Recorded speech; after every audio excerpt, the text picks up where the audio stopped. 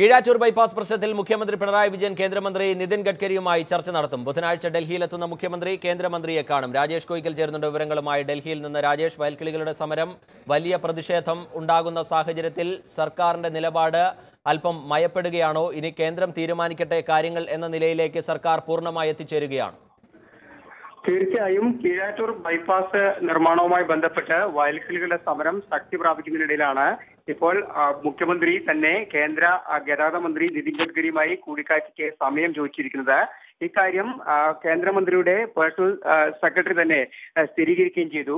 അതായത് കാണുന്നതിന് വേണ്ടി സമയം ചോദിച്ച് മുഖ്യമന്ത്രിയുടെ ഓഫീസ് ഇടപെട്ടു എന്നാണ് ഇപ്പോൾ അറിയിച്ചിരിക്കുന്നത്. ബുധനാഴ്ച കൂടിക്കാഴ്ച നടന്നേക്കും എന്നാണ് സൂചനകൾ. കാരണം ബുധനാഴ്ച മുഖ്യമന്ത്രി ഡൽഹിയിൽ എത്തുന്നുണ്ട്. അതേസമയം നിതിൻ ഗഡ്കരി ഇപ്പോൾ അദ്ദേഹം ഡൽഹിയിലില്ല.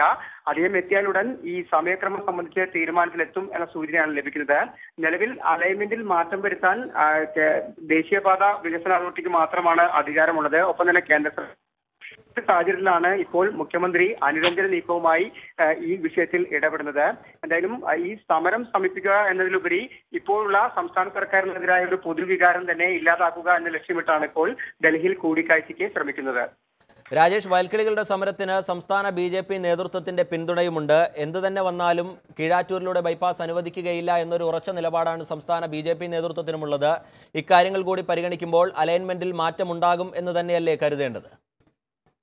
അലൈൻമെന്റിൽ മാറ്റം വരുത്തേണ്ടത് തീർച്ചയായും നാഷണൽ ഹൈവേ അതോറിറ്റി തന്നെയാണ്. ഇക്കാര്യത്തിൽ കേന്ദ്രമന്ത്രിയുടെ ഇടപെടൽ മാത്രമായിരിക്കും ഉണ്ടാവുക. ഇത് സംബന്ധിച്ച ചർച്ചകൾക്കും വേണ്ടി മാത്രമാണ് ഇപ്പോൾ മുഖ്യമന്ത്രി ഡൽഹിയിൽ എത്തുന്നത്. എന്തായാലും സംസ്ഥാന BJP ഇക്കാര്യം ആവശ്യപ്പെട്ട് കേന്ദ്ര സർക്കാരിനെ സമീപിച്ചിരുന്നു എന്ന് വ്യക്തമല്ല. ഇതിനെല്ലാം കൂടിയും BJP കൂടി ഗുണമുണ്ടാകുന്ന തരത്തിലായിരിക്കും ഒരുപക്ഷെ കേന്ദ്ര സർക്കാരിന്റെ ഇടപെടൽ ഉണ്ടാവുക എന്ന സൂചനയാണ് ഇപ്പോൾ ലഭിക്കുന്നത്.